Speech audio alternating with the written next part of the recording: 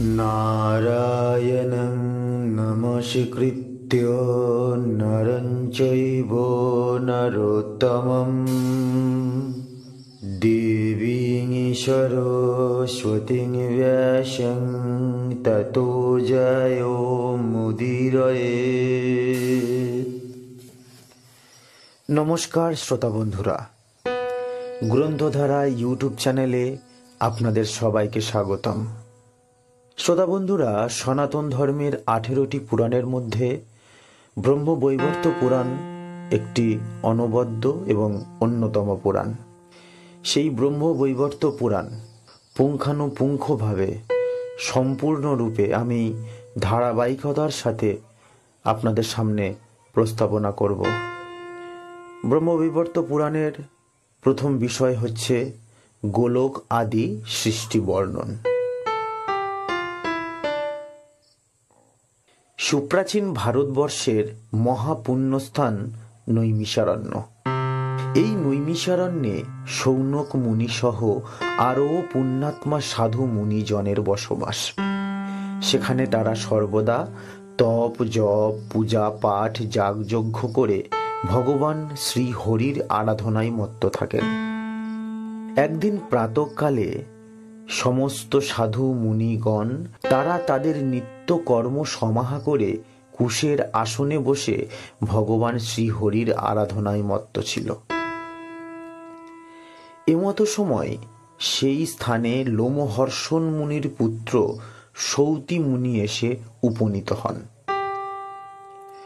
মহাবিজ্ঞ এই সাধুকে দেখে সবাই নিজের আসন ছেড়ে প্রণাম করে বহুবিধ উপাচারে ভক্তি নিবেদন করে তাহাকে একটি সুদৃশ্য কুশের আসনে বসতে দিলেন। নৈমিষারণ্যে বসবাসরত শৌনক আদি মুনিগণ সৌতি ঋষির কাছ থেকে আশীর্বাদ স্বরূপ ভগবানের লীলা কথা জানতে চাইলেন সৃষ্টিতত্ত্ব, জানতে চাইলেন পুরাণ রত্ন, প্রকৃতির গুণ, কর্মফল, ভগবানের জীবন বৃত্তান্ত ইত্যাদি বহু উৎকৃষ্টকর প্রশ্ন। সব শুনে সৌতি ঋষি খুশি হয়ে একে একে বর্ণনা করলেন। বললেন, শ্রী ব্রহ্মবৈবর্ত নামে একটি পুরাণ আছে।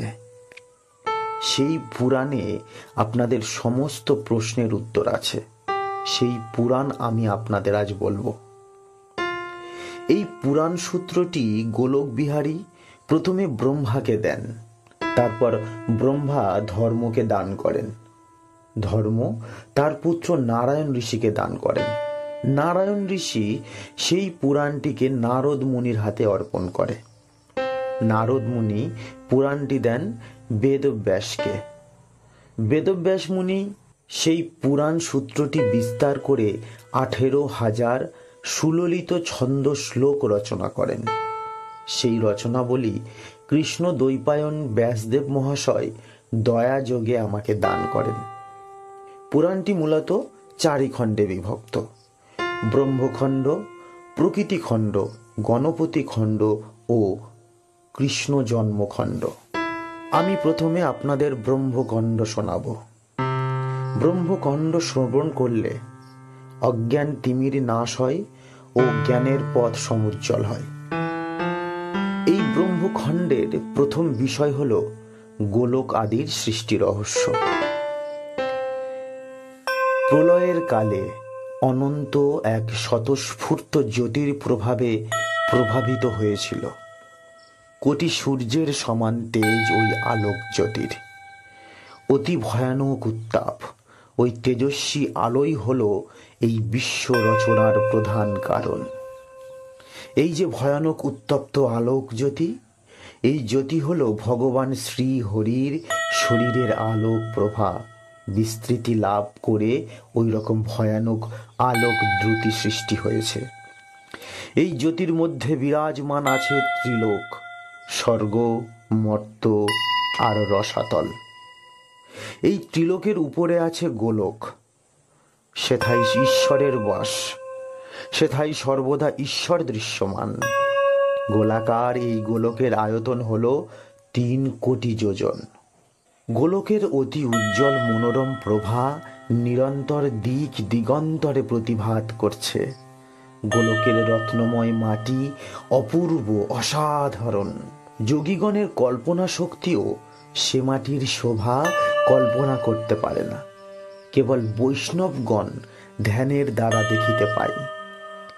এহেন উৎকৃষ্টময় স্থান ভুবন মাঝারে আর কোথাও নাই।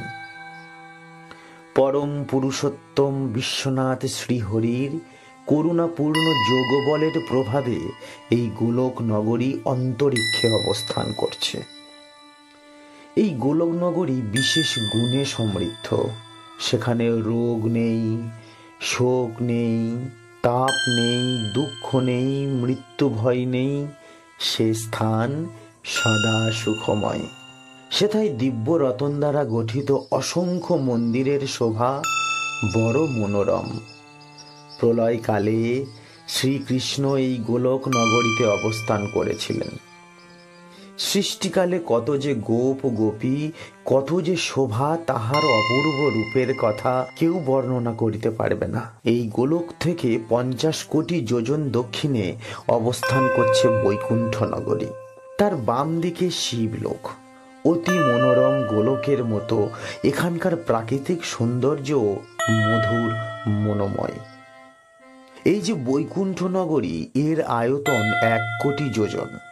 গোলকের মতো এ স্থানও মণ্ডলাকার বা গোলাকার। সৃষ্টিকালে স্বয়ং নারায়ণ এই স্থানে মা কমলার সাথে অনাবিল আনন্দে বিরাজ করতেন।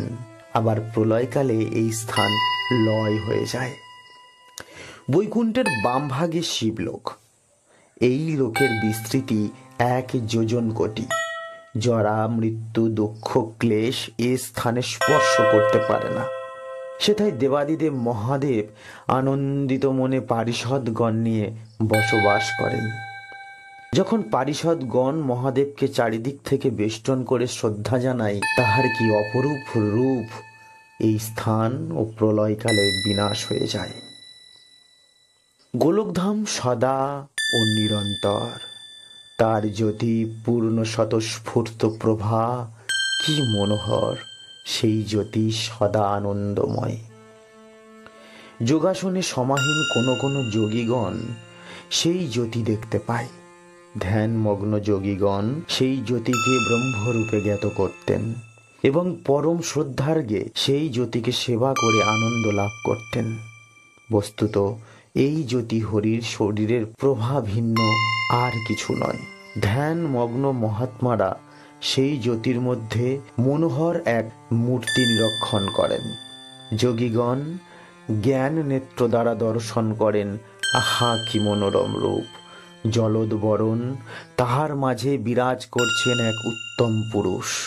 ঈষৎ হাসি মাখা বদনে, রক্তপদ্মের পাপড়ির ন্যায় মনোরম নেত্রদ্বয়, পূর্ণ চাঁদও তার কাছে অতি ম্রিয়মান। পীতি বস্ত্র পরিহিত, সুঠাম গরণ, 2 হস্তে মুরলী ধারণ করে তাহার সহাস্য বদন। আহা কি মনোরম শোভা, কি মনোরম রূপ! যেন মরি মরি। তাহার সর্বাঙ্গে কুমকুম ও কস্তুরীর সৌগন্ধ। চন্দনে ভূষিত কলেবরের বক্ষ মাঝে শোভা পাচ্ছে কৌস্তভ মণি। রত্নখচিত মুকুট পরিধান করে, গলায় বনমালা পরিধান করে, রত্নখচিত সিংহাসনে সুহাস্যে বসিয়া আছেন। কিশোর বয়সী এই পরম পরমাত্মাই হলেন স্বয়ং সচ্চিদানন্দ ব্রহ্ম। তিনি হরি, দয়ার আকর। একসাথে কোটি চন্দ্রোদয়ের রূপ ও মলিন হয় সেই ব্রহ্ম পরাৎপর শ্রীহরির রূপের কাছে। তিনি বিশ্বের নিয়ন্তা, সর্বদুঃখহারী। তিনি পরমেশ্বর, পরম সনাতন। রাস মণ্ডপের মঞ্চে সিংহাসনের উপর বিরাজ করেন ভুবন মোহিনী শ্যাম সুন্দর রূপে। সকল ইন্দ্রিয়কে নিয়ন্ত্রণে এনে ভক্তের ভালোবাসায় নিজেকে সমাহিত করেছেন। ভক্তকে কল্যাণ অর্পণ করেন, কৃপা দান করেন। সত্যের স্বরূপ তিনি, ব্রহ্ম, অব্যয় অজনী। তিনি সিদ্ধির ঈশ্বর, তিনি সিদ্ধির স্বরূপ। সত্যের স্বরূপ তিনি, ব্রহ্ম অব্যয় অজনী। তিনি সিদ্ধির ঈশ্বর, তিনি সিদ্ধির স্বরূপ। জন্ম মৃত্যুহীন সর্ববিদিরূপী পরম ব্রহ্মই হলেন সর্বশক্তিমান নির্গুণ গোসাই। তিনি প্রকৃতি, অতীত দেব দেবরাজ, তিনি কারণ স্বরূপ, তিনি পুরুষ প্রধান, স্বর্গমর্ত রসাতলের একচ্ছত্র অধিপতি। সত্যরূপী সেই ব্রহ্মাকে সাধুশীল বৈষ্ণবেরা একান্ত অন্তরে আরাধনা করে থাকেন। আরও এক কথা মন দিয়ে শুনুন, এই মহাপ্রলয়ে একমাত্র এই জ্যোতি বিকাশ ছিল পরব্রহ্ম। অবশেষে সেই জ্যোতির ভিতরেই নবঘন শ্যামরূপে আবর্তিত হন ব্রহ্ম। শ্যাম রূপ ধরে শূন্য এক মহাবিশ্ব দর্শন করেন। ইতি প্রথম অধ্যায় গোলক আদি সৃষ্টিবর্ণন। পরবর্তী বিষয় হল এক ব্রহ্ম হইতে ব্রহ্মা, বিষ্ণু ও মহেশ্বরের উৎপত্তি। তাই পরবর্তী অধ্যায়টি একটি অমৃতময় খনি। এই অমৃত রস যদি আপনারা মিস না করতে চান তাহলে চ্যানেলটিকে অবশ্যই সাবস্ক্রাইব করে রাখুন। আর আজকের নিবেদনটি যদি ভালো লাগে তাহলে লাইক, কমেন্ট ও শেয়ার করে আমার পাশে থাকবেন। নমস্কার, দেখা হবে আগামী পর্বে।